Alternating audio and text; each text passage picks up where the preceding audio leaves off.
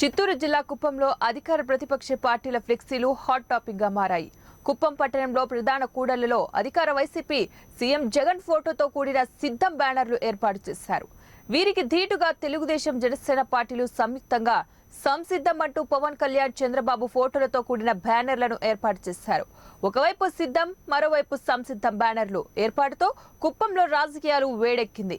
ఇక టీడీపీ కుప్పంలో 1,00,000 ఓట్ల మెజారిటీతో చంద్రబాబు గెలుస్తాడని స్పష్టం చేస్తుంటే, మరోవైపు వైసీపీ అభ్యర్థి భరత్ 25,000 ఓట్ల మెజారిటీతో గెలుస్తాడని స్పష్టం చేస్తున్నారు.